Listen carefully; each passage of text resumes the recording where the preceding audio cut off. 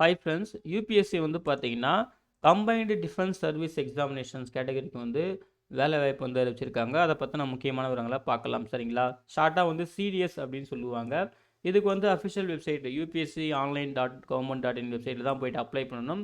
Date வந்து ஸ்டார்டிங்லேயே கொடுத்துருக்காங்க. இதுக்கு லாஸ்ட் டேட் வந்து பார்த்தீங்கன்னா 31 டிசம்பர் 2024.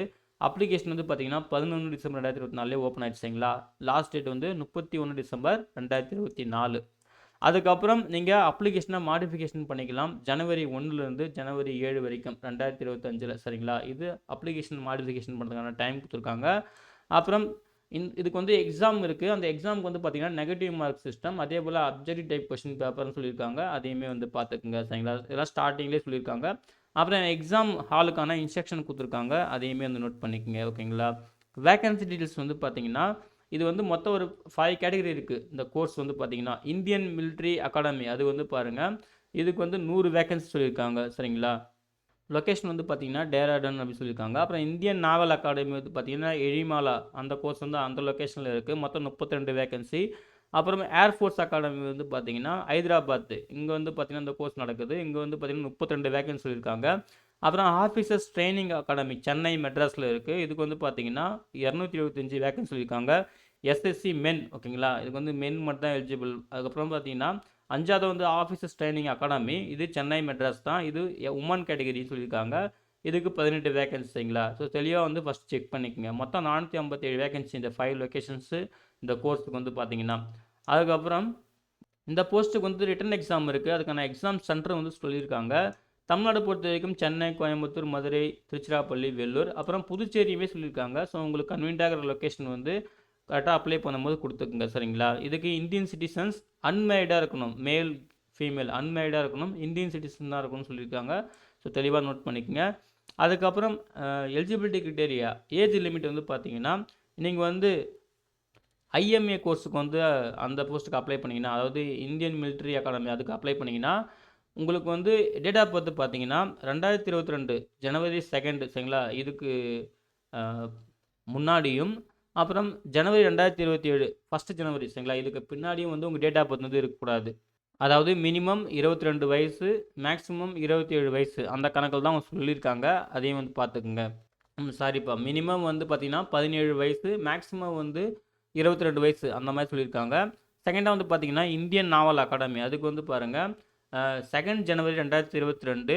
அப்புறம் உங்கள் டேட் ஆஃப் பர்த் இதுக்குள்ளே இருக்கணும். 1 ஜனவரி 2027, ஓகேங்களா? இந்த டேட் ஆஃப் பர்த்துக்குள்ளே இருக்கணும். அதே போல் தான் மினிமம் 17 வயசு, மேக்ஸிமம் 22 வயசு சொல்லியிருக்காங்க இந்தியன் நாவல் அகாடமி. அப்புறம் ஏர்ஃபோர்ஸ் அகாடமிக்கு வந்து நீங்கள் அப்ளை பண்ணிங்கன்னா உங்கள் ஏஜ் வந்து பார்த்தீங்கன்னா 20லேருந்து 24 வயசு, இந்த ரேஞ்சுக்குள்ளே இருக்கணும்னு சொல்லியிருக்காங்க. அதாவது உங்கள் டேட் ஆஃப் வந்து பார்த்தீங்கன்னா 2026 1 ஜனவரி, இதுக்கு சாரி, இதன் கணக்குப்படி உங்கள் டேட் ஆஃப் பர்த் வந்து ஜனவரி 2022, சரிங்களா? அதுலேருந்து ஜனவரி 2026, இந்த டேட் ஆஃப் பர்த் பார்த்தீங்கன்னா இதுக்குள்ளே இருக்கணும் அப்படின்னு சொல்லியிருக்காங்க. அதையுமே நோட் பண்ணிக்கோங்க. ஓகேங்களா?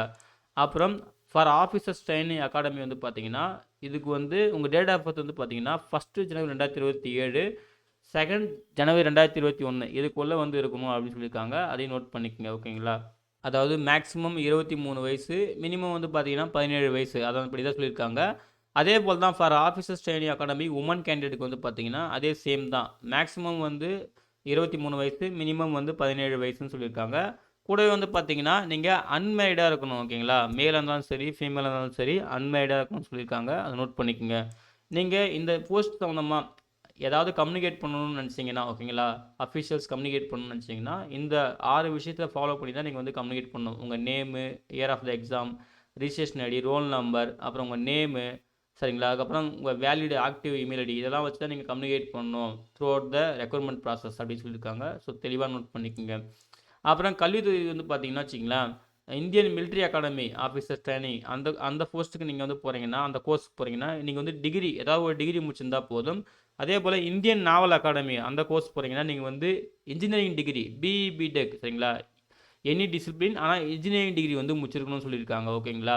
அதே போல் நீங்கள் ஏர்ஃபோர்ஸ் அகாடமி வந்து அந்த கோர்ஸ் போகிறீங்கன்னா நீங்கள் வந்து பார்த்தீங்கன்னா டிகிரி, ஏதாவது ஒரு டிகிரி முடிச்சிருந்தா ஓகே. ஆனால் அந்த டிகிரி முடிக்கிறீங்க பார்த்தீங்களா? ஆனால் 12th வந்து பார்த்தீங்கன்னா ஃபிசிக்ஸ், மேத்தமெட்டிக்ஸ், சரிங்களா?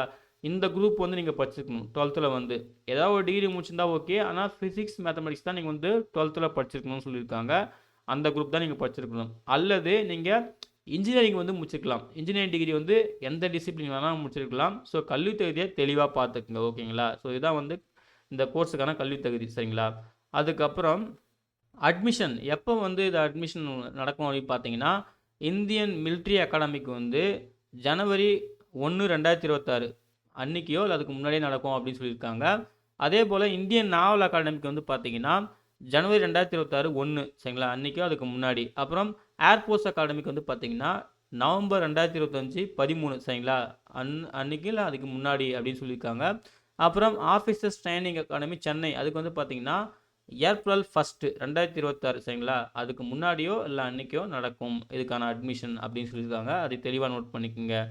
அப்புறம் அப்ளிகேஷன் ஃபீஸ் வந்து பார்த்தீங்கன்னா ஃபீமேல் கேண்டிடேட் எஸ்சி எஸ்டி இவங்களுக்குலாம் ஃபீஸ் கிடையாது. மற்ற எல்லாருக்கும் பார்த்தீங்கன்னா ரூ. 200 வந்து பே பண்ணுற மாதிரி இருக்கும். ஆன்லைனில் வந்து பே பண்ணணும் அப்படின்னு சொல்லியிருக்காங்க. அப்ளை பண்ணுற ப்ரொசீஜர் அஃபிஷியல் வெப்சைட் upsconline.government.in வெப்சைட்டில் போய்ட்டு அப்ளை பண்ணணும். அதையுமே தெளிவாக சொல்லியிருக்காங்க. ஓகேங்களா, அதை நோட் பண்ணிக்கோங்க. அதுக்கப்புறம் டிஸ்குவாலிஃபிகேஷன் ஆனால் என்னென்ன ரீசன்லாம் இருக்கும்னு சொல்லிட்டு அந்த ரீசன்ஸ் கொடுத்துருக்காங்க. அந்த ரீசன்ஸ்லாம் தெளிவாக பார்த்துக்குங்க. ஸோ கேர்ஃபுல்லாக இருந்துக்குங்க.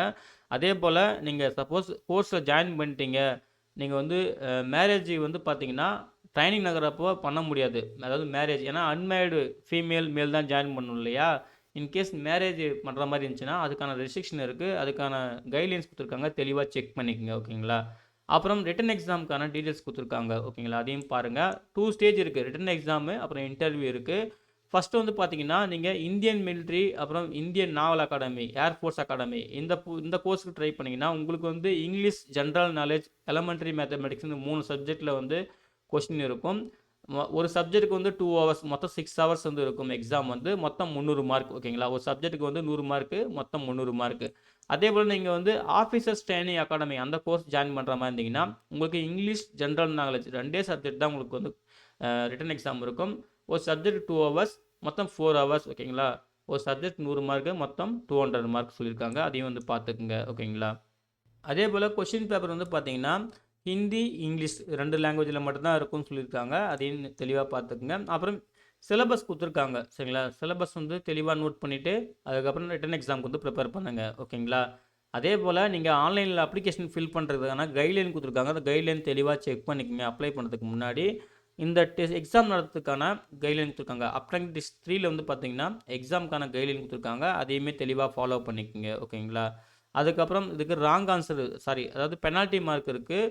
அதாவது நீங்கள் ராங்காக ஆன்சர் பண்ணிங்கன்னா 0.33 ஒரு கொஷனுக்கு வந்து 0.33 மார்க் வந்து நெகட்டிவ் பண்ணுவோம். நீங்கள் அட்டன் பண்ணாமல் மாட்டிங்கன்னா நெகட்டிவ் பண்ண மாட்டாங்க. அட்டன் பண்ணி ராங்கானா மட்டும் நெகட்டிவ் பண்ணுவோம் அப்படின்னு சொல்லியிருக்காங்க. ஸோ கேர்ஃபுல்லாக இருங்க. சரிங்களா. அதுக்கப்புறம் ஒன்லி பிளாக் பென் மட்டும் தான் யூஸ் பண்ணணும்னு சொல்லியிருக்காங்க. அதையுமே தெளிவாக பார்த்துக்குங்க. எப்படிலாம் வந்து எக்ஸாமில் வந்து மார்க் பண்ணணும், எக்ஸாம் அட்டன் பண்ண சொல்லிட்டு அதுக்கான கைட்லைன்ஸ் வந்து தெளிவாக கொடுத்துருக்காங்க. தெளிவாக செக் பண்ணிக்கங்க. மெடிக்கல் ஸ்டாண்டர்ட் இருக்குது. அதையுமே தெளிவாக பார்த்துக்குங்க. சரிங்களா. மெடிக்கல் ஸ்டாண்டர்ட், ஃபிசிக்கல் ஸ்டாண்டர்ட் எல்லாமே கொடுத்துருக்காங்க. ஸோ இதில் வந்து தெளிவாக நீங்கள் பார்த்துக்கங்க. மொத்தம் 84 பேஜ்கிட்ட இருக்குது. ஓகேங்களா. ஸோ தெளிவாக பார்த்துட்டு அதுக்கப்புறம் அப்ளை பண்ணுங்கள். அதுக்கேற்ற மாதிரி ப்ரிப்பேர் பண்ணிக்கோங்க. ஓகேங்களா. அதுக்கப்புறம் பே ஸ்கேல் பற்றி சொல்லியிருக்காங்க. பேசிக்காக வந்து 56,000 ஸ்டார்ட் ஆகும். சரிங்களா. 56,100 உங்களுக்கு ஸ்டார்ட் ஆகும். அதுக்கப்புறம் உங்களுக்கு ப்ரொமோஷனை பொறுத்து ரேங்க் பொறுத்து உங்களுக்கு வந்து பே ஸ்கேல் வந்து மாறும். அப்புறம் அலோவன்சஸ்லாம் இருக்கும், பெனிஃபிட்ஸ்லாம் இருக்கும்னு சொல்லிட்டு தெளிவாக சொல்லியிருக்காங்க. அதை தெளிவாக செக் பண்ணிக்கோங்க. சரிங்களா. அப்புறம் டேர்ம்ஸ் அண்ட் கண்டிஷன்ஸ்லாம் கொடுத்துருக்காங்க. இதையுமே உங்களுக்கு வேணும்னா டீட்டெயிலாக வந்து இதில் செக் பண்ணிக்கோங்க. மொத்தம் 84 பேஜ் இருக்குது. சரிங்களா. ஸோ அவ்வளோதான் ஃப்ரெண்ட்ஸ். இதுதான் வந்து பார்த்தீங்கன்னா யூபிஎஸ்சி அறிவிச்சிருந்த CDS combined defence service examination சொல்லுவாங்க. இதில் இந்த கோர்ஸ் அதாவது அந்த 5 கேட்டகரி கோர்ஸ் இருக்குது பார்த்தீங்களா, அதுக்கான முக்கியமான விவரங்கள். சரிங்களா.